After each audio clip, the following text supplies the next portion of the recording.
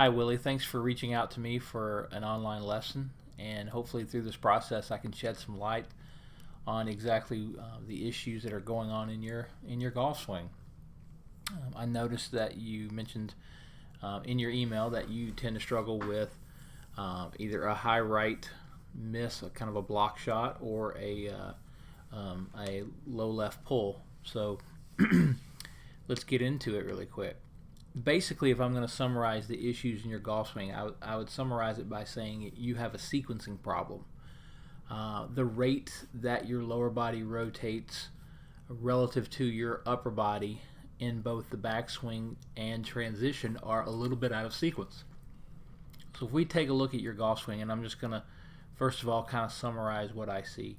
Everything in this phase of the swing in terms of the arm structure looks pretty normal. What's actually occurring right here that's problematic is that the pelvis is rotating too much too soon.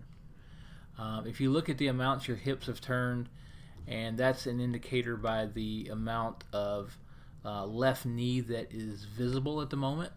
So you can see that you've rotated your hips a lot and you've exposed a lot of your left knee.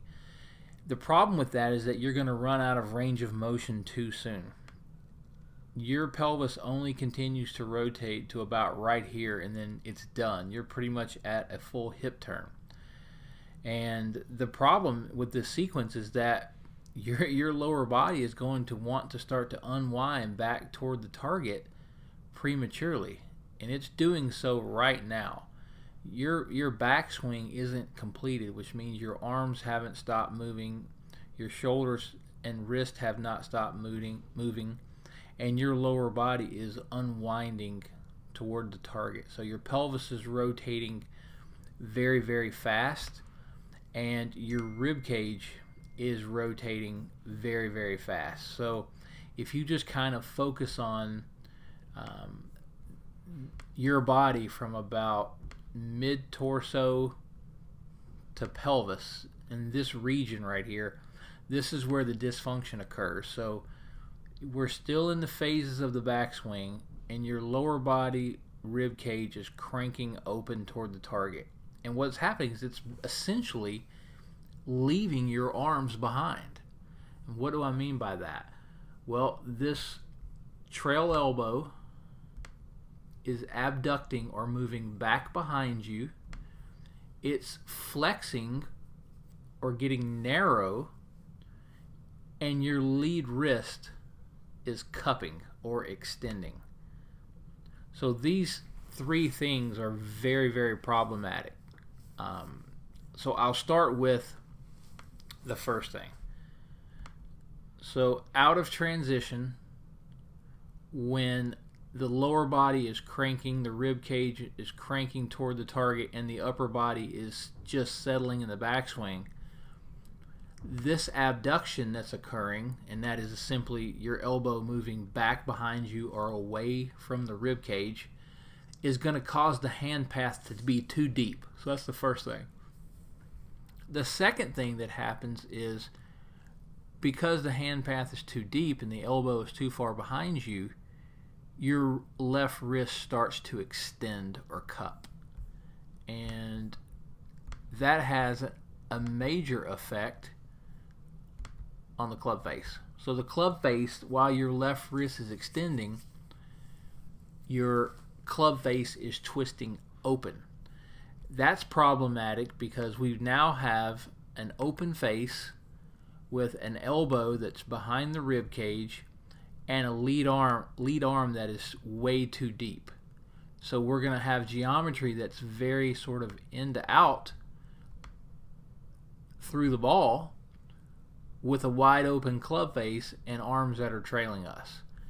And then the only matchup that you can have from there would be to steepen that shaft a bit, which you're doing.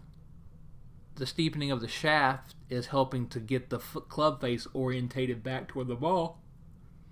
And then you have to basically stall out rotation and allow the hands to flip so that that club face can attempt to be square through the golf ball. So very, very, very problematic sequencing between your lower body and your upper body. And I think it's a combination of two things. Number one, your lower body turns too much too soon. If we look at Justin Thomas over here on the right, you can see his lower body is rotating, but nowhere near as much as yours. You can already start to see daylight here between your knees. Because you've used up majority of your range of motion early, your pelvis is now just kind of sitting here chilling. It's just waiting and waiting and waiting, and you can only wait so long before it wants to start moving back toward the target. If you watch JT over here on the right, you're going to see his knees changing flex and his pelvis turning.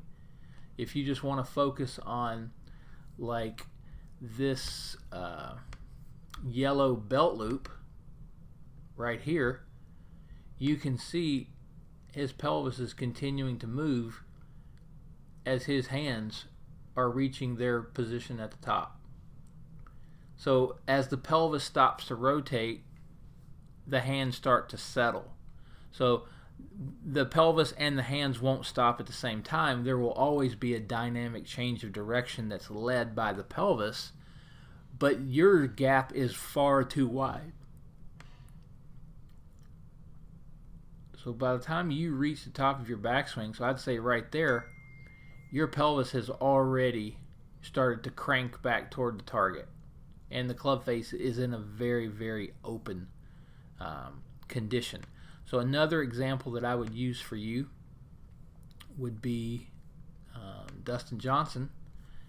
And you can see his lower body action is going to be very similar to JT,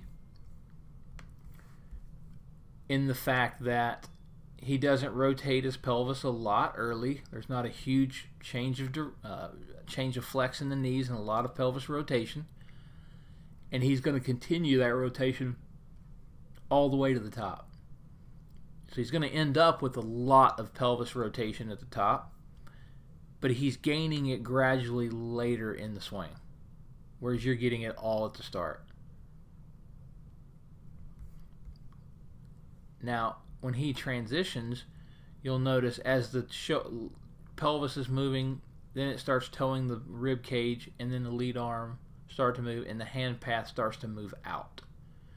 So these are the things that I want to point out to you. There's two things here that you should be trying to mimic that DJ does. Number one, the hand path should be moving in an outward direction, a downward and an outward direction.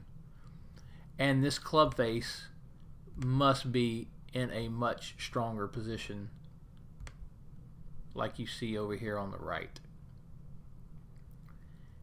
As your hand path moves outward, you can just see it's mostly moving downward. The lead arm is staying in, and the face is still very much twisted open. And again, comparing that to DJ. So with this trail arm position, if you notice over here on the right how it's way more down in front of the rib cage and yours is pulled back. Now this is partially due to the sequencing issues with your body, but it's also due to your arm structure. Your right arm is way too narrow or way too flexed in your golf swing. And as that right arm narrows, that left wrist is going to cup and continue to twist that face open. So what do we need to do? So number one, we've got to start with, I want you to put the club head into motion, and I want you to create movement with the hands early in the backswing while slightly limiting what the lower body is doing. I'm pretty sure that you're going to continue to rotate your hips the same amount. So if we measured you in 3D, you'd have the same amount of hip turn you have right here. I just want us to have this hip turn available to you later in the backswing. And that's going to close the gap between when your pelvis wants to change directions and so that your arms don't get trapped behind you. And you can see how those elbows are separating here. Okay, so that's a key indicator. So one of the drills that I want you to do, and there's a few that you can do here, but I I would recommend getting something like a smart ball or even a tour striker ball. And that's what you see this player over here on the right using. It'd be great for someone like you who has an issue. So in transition, if he separates his elbows the way that you are over here on the right, the ball would obviously drop out. So he's maintaining that ball staying in there, and that's allowing that hand path to move out. Okay, so that's where I would start with you.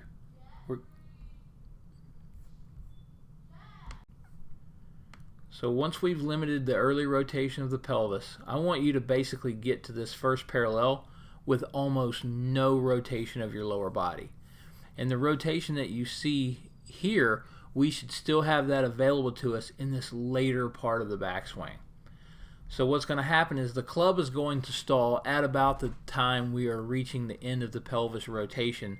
And when you start down together, it's going to feel like your pelvis and your torso are turning together. The hands are going to move more in an outward fashion. The left wrist can be flexed and in a stronger position. The elbows will squeeze together and not let the ball fall out, and the club face will be in a much, much stronger position coming down. So hope this makes sense to you. If you have any questions or need clarification on anything, don't hesitate to reach out.